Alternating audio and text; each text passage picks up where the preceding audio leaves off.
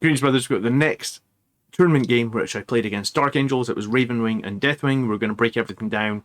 If you haven't watched the video yet where I talk about my list, then that was a few weeks ago, and I'll make sure it's linked down below in my tactics playlist. Alright, let's get into it.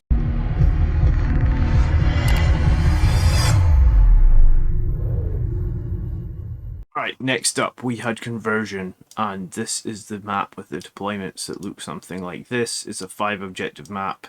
It's worth noting that these two on the sides have no cover on them whatsoever. A little bit of cover on the backfield one, and then the middle one is sort of sat here with very little cover, a little bit of forest around it, but nothing obscuring. I had my units, the way I deployed it was I actually had my Impulsor sit here with a Blade Guard in it, the Speeder safe underneath. I had both my squads of Death Company in here, and I feel like I maybe even had I think I had my third squad of Death Company back in here with the idea of the same as what I talked about last turn, like jumping them forward. I had my Redemptor here and my Dreadnoughts here, and unfortunately, because he can move like 21 inches in turn 1, these attack bites came flying over here, pop the Redemptor. These attack bites came flying down here, pop the Impulsor, and the two speeders flied over top and did wounds to my Relic Contemptor. You can see it here. It took, I think it lost 2 wounds as well. So this was actually this is what I was talking about, like, Blood Angels in the current meta could be very terrain dependent. I mean, if you look at this piece, this map here, you basically have 8 pieces of larger terrain, and then the 2 forests. So, you know, if Games Workshop are recommending that you have like between 12 and 16 pieces of terrain, this is 10 pieces. So, 10 pieces of terrain with the new armor of contempt removal is going to be very difficult, and also against a very fast army like, I guess, Deathwing plus Deathwing? Yeah, Deathwing plus Ravenwing. Sorry, I had to think about that. I'm not really a Dark Angels player. Deathwing plus Ravenwing. I think it's important to see, like, there's no way for me to hide. I mean, I can only fit like 1 or 2 models behind here. I mean, I could put a lot more stuff back here, but then there's nowhere. So, like, I have to use this big piece of terrain here. I can't fit everything into it either, because remember, the deployment zone goes something like this with the half semicircle. So I sort of like, I can get some of it, and what it ended up meaning that I was desperate. This game was, I was desperate to go first in, because I think if I go first, I can probably just park my Impulsor on here. Yes, it might die, but it's on the objective, so if he kills anything, I'll get my Blade Guard and they'll just follow out onto the objective. And I would have Chapter Master / Forlorn Fury'd. Probably, I could have done it either way. I could have done the 5 Death Company with Infernal Pistols, maybe shot all the Infernal Pistols at the bike and charged the speeders, because they were all sitting in this sort of area, with the Power Swords, or I could have maybe done it vice versa, where we shot the Infernal Pistols at the speeders and charged the bikes. But I felt like a 100-point Death Company unit in there would have... I mean, the 2 speeders and the bikes are 300 points. There's a chance they could trade all of it, like I could kill all of it. Or worst case, I kill 1 squad and I sort of block these things up in his deployment zone and waste his time. He had all his Terminators in here, so they're 100% going to come out into the middle. And this basically meant, like, in turn 1, having lost my Impulsor and having lost my Redemptor Dreadnought, which is a reasonable amount to lose in turn 1, considering I obscured everything bar the Impulsor. Something was going to have to not be obscured unless I parked the Impulsor right in the very backfield, and I don't really want to do that. Arts of Omen may change this, because I guess more things could be in reserve, but this wasn't using the Arts of Omen reserves rule, so everything in reserve had to be paid for. So this was my turn 1, or this is the position I was in at the end of, or the beginning of my turn 1, and I had a really tough decision here, right? Because it's like, I felt like this stuff was a real threat. Like, he's got Samuel and some sort of Ravenwing attack bike speeder with an assault cannon on it, and a bunch of Ravenwing bikes, and Black Knights here as well. It was worth noting that the Black Knights actually had a squad of cursors under here that the Black Knights mocked up. So he had all this on the one flank, and then I guess we haven't even mentioned these 3 attack bikes. The 2 speeders also up here, which are also, I guess, a problem.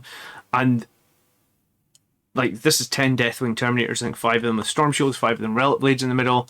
He's holding this with bikes, he's holding this, and then he had 2 squads of Relic Terminators, or maybe it was 3 squads of Terminators to Deep Strike. He had also got a squad of Terminators on this backfield objective, and this is actually quite big. He picked Stubborn Defiance as one of his secondaries, and did it on this objective here, which is actually invalid. Like, you cannot do Stubborn Defiance in your own deployment zone. And this was such a close game. I think if he didn't have that, I think I win the game. We'll get to the point scoring at the very end, but I really think if he didn't have that, I would win the game, because he would have had to Stubborn Defiance the middle, or he would have to just Stubborn Defiance either side. And I'm positioned on either side, where, like, this Death Company have an easy jump to basically, maybe a slightly harder jump to get across to that one, but I guess that was why my Impulsor and Blade Guard are here, so they'll get across to that one fairly easily as well. So I could have contested any 3 of the ones that he... So... Big mistake here, and this is why it pays to know all the armies. I'll know that for next time. Stubborn Defiance cannot be used in your own deployment zone, and I think this changes this game. But, yeah, this was the position that I was in turn 1. And I felt like I'd have liked more terrain. I needed, like, another piece of terrain here or something, so that I could get, like, a few more units in. And those land speeders jumping 21 inches, I think, and the bikes jumping about... I think he moved them 21 as well. I think maybe land speeders moved 23. Anyway, it was a lot of movement they had. I think all of them are moving over 20, and that's 10 multi-meltas I'm going to have to take. And obviously it killed the Redemptor Dreadnought, because Warhammer of Contempt doesn't get any save now. I mean, maybe it was a good thing that the target was the Redemptor Dreadnought, because if 10 multi-meltas go into, like, Death Company, they've got no save. If they go into anything that doesn't have an invulnerable save now for Space Marines, there's no save. Especially in Devastator Doctor, and they're technically -5. So, that was what turn 1 looked like. Alright, let's move on to the second turn, where I actually get to move out a little bit. Okay, so this is when I've moved out, and I did mop up all 3 of those attack bikes, and killed one of the bikes here, and get my 5 squad of Blade Guard veterans onto that objective, so I was happy with that. My land speeder came out because I just needed the extra firepower into all those Terminators in the middle. You can see I deleted one entire squad. The squad that had the Storm Shields, they're completely dead. The squads that had the Relic Terminators, there was 1 model alive, and he's got a wound counter next to him, a 1. I don't remember if that meant he had 1 wound or if he had 2. I don't remember if he counted up or counted down, but out of 10 Terminators, he had 1 left. And I felt like this was the right call in this game. We obviously mocked up the 3 attack bikes here. My Dreadnought over this side he was trying to push down here. I was trying to pull some of these units down here to get to the Dreadnought. I knew that he was going to be able to, like, fight back on the Dreadnought, but I figured, like, if he doesn't go after him, then I can come around here and ninja this objective.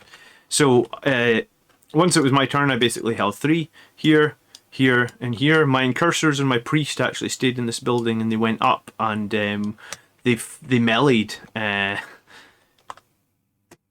the land speeder. We killed one of them and brought one of them down to 4 wounds. Possibly in hindsight, I should maybe put a little bit more firepower into the land speeder. I could have probably had the Dreadnought shoot it and finish up these attack bikes in melee. But okay, my Chapter Master was in the middle, and overall I was pretty pleased with this turn. It was going to mean that yes, he is going to deep strike Terminators down here, but they are going to have a 9-inch charge, and we know that's not reliable, so maybe some of my units in the middle will survive. It also means that all this attack bikes and stuff have to decide they're going after the Redemptor, or they're coming into the middle. If they are shooting into the middle, it's going to be -1 to hit me over those forests. So I think this was the right play, to take the middle, to take this off of him as well. But my Death Company were going to be very exposed here, and the fact that we left this 1 speeder was a little bit annoying. So it was 3 squads of Terminators that he was going to drop down, and I had my standard, you know, Assault Intercessors, Voidsman at Arms, and an attack bike in reserve. And I think... Oh, let's move on. Let's move on to the next. I think I got 5 pictures of every game. So, as this game progressed, on this part I've drawn the graphics. This wing of stuff moved towards me. which I expected, and they also killed this guy in shooting. He was super close. I think he had one wound left, and he had like just the cyclone missile launchers that were firing out of here. And one squad of Terminators came down here. You just put them on the top, but they were 9 inches away.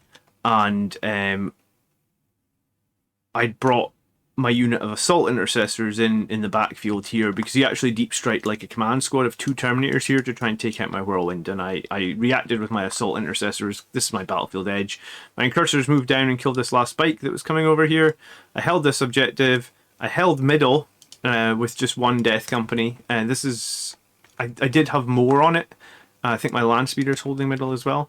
So I mean, and my captain on my bike is over here obsecking this. So like at this point in this game, I'm on 4.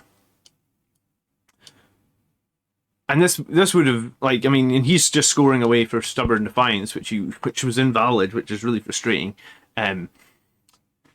Whereas, like, if he hadn't had Stubborn Defiance, then he would have been getting no points for that. So that would have really evened things up here. My priest has come out and decided to fight the bikes. My priest did nothing against the bikes. Sanguinary Priest, I guess, if you want him to actually do something in combat, I think like, you've got to give him the Teeth of Terra. He's useless in combat with just a chainsword. The Dark Angels were putting on a decent bit of hurt, and when these Terminators finally came out, because 2 squads of Terminators failed their charge in turn 2, so when these Terminators came out in turn 3, I had a fight on my hand. I actually got Samiel. You can see here Lamartis was fighting Samiel. He left Samiel on 2 wounds. A single attack more would have killed him, and I could have played Death Visions. I forgot that Lamartis has access to Death Visions. So if I played Death Visions, I would have been able to re-roll my hits, and I believe I missed like 3 times. So I think it would have been 3 more hits on 2s, wounds on 2s, and a single failed save would have taken out Samiel. And that was big, because Samiel then hung on and arguably did a bunch of damage in the later game. Because I now had a dilemma. I had 1 squad of Death Company that I hadn't dropped in. You can see them here. And I dropped them here with a view to basically having to charge, or to jump forward 12 inches, and then to jump forward 12 inches. I could have possibly put them in here. But I think where I was in the game, I felt like I couldn't lose them to like a counter charge from him. So I think I was maybe scared that he was going to come out and get them. In hindsight, yeah, I probably should have maybe just dropped them here. But I felt like I couldn't lose any of them. I really needed them to make them work. Whereas if he'd been holding any of the other objectives, I'd have just dropped... If this was a Stubborn Defiance, I'd have just dropped them here and fucking 9-inch charged my way into it, hopefully with a reroll or an 8+1. So I had 5 hammers in reserve on top of this, but I was strung out in the middle, 3 hammer guys and Lamartis left, and it was a big swing, actually, that we didn't kill Samiel. We left him on 2 wounds. Big mistake by me forgetting my Death Vision. And also here, when he failed this charge in turn 2, I also felt like I was trying to get my Blade Guard. Like, my Blade Guard were over here when they killed the bikes, right?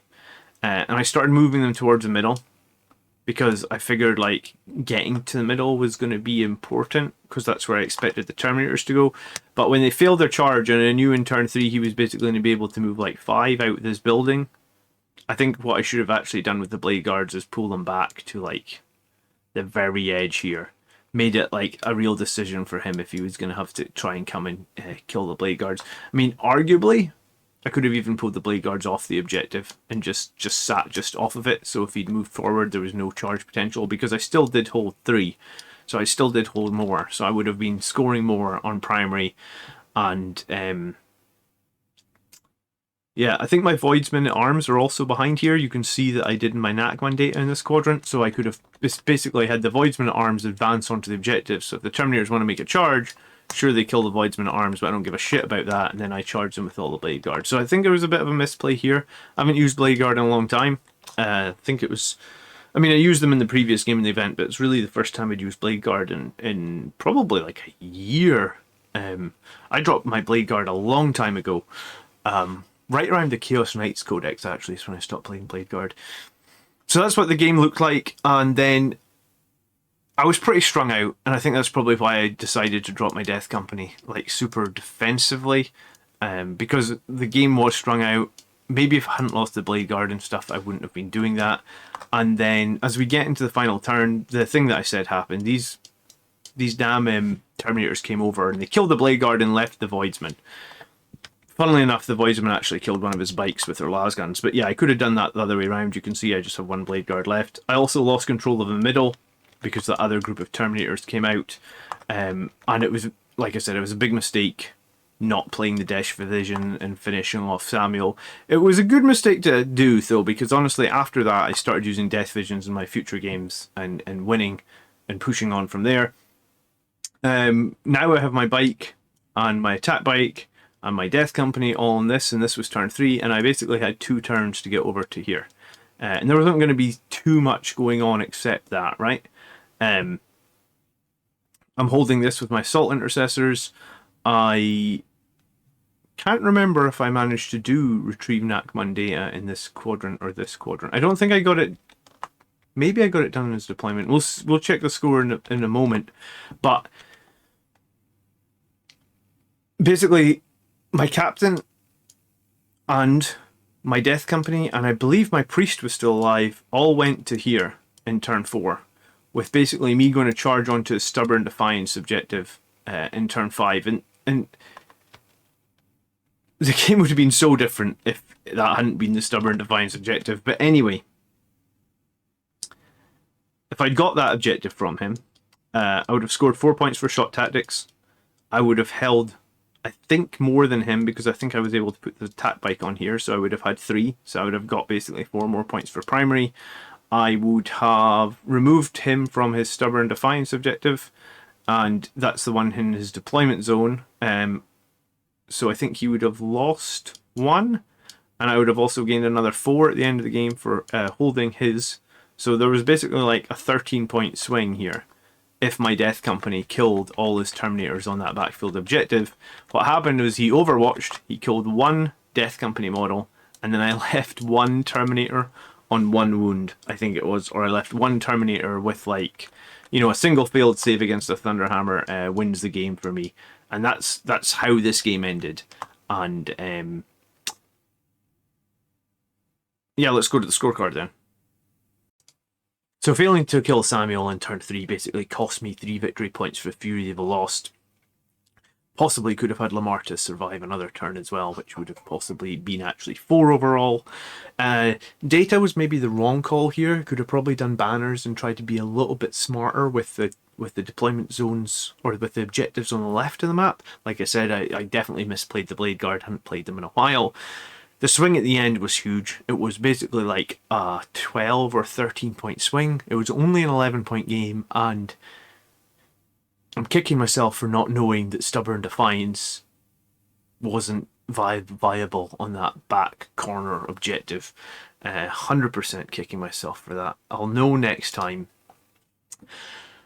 And yeah, we want, you know, this is why sometimes, like, Mark always says, and if you don't know Mark, he is part of the team that do my podcast every week. It's called the 3 Grots Podcast. You should check it out if you've not, on YouTube. He always says that knowing your opponent, knowing your own army is really important, but knowing your opponent is very important as well. And I mean, it's a lot to know 3 different secondaries for, I don't know, like 20 different factions. But yeah, if you know what your opponent's doing and how they're scoring, there's always something you can do to try and deny them, and that would have been pretty big here. So yeah, so it's a difficult match. Really not helped by the incorrect secondary. I think there was a massive swing on failing to kill Samuel, and also that final Terminator surviving twice. I left a Terminator, and the Terminator left in the middle, he started reviving it with its apothecary, and the Terminator that survived at the end was where the 12-point swing was. I also lost 2 characters having to get across to that deployment, to like trying to get across the board to that objective in the final turn, which arguably I shouldn't have had to do. So, I mean, the swing at the end there on the wrong secondary cost me 20 points. So this would have been a win.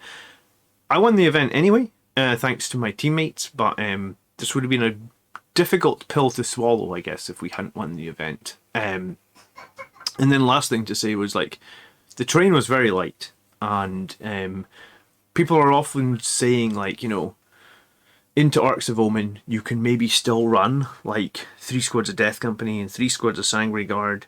Well, if you're playing on a map like that, where the 2 of the side field objectives have no terrain on them whatsoever, and there's only really 8 pieces of terrain on the table, then dependent on the army you're facing, like his army was a bit shooting, and it was very difficult.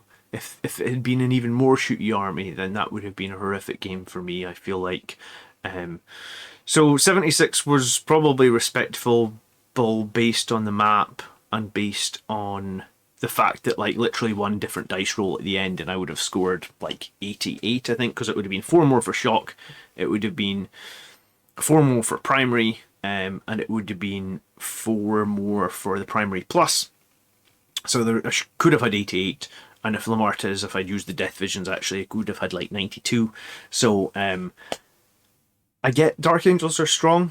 I think Transhuman is very strong, but I think maybe a Death Company with Chapter Master rerolls, Assault Doctrine, and a bunch of hammers can probably still do a lot of work into them.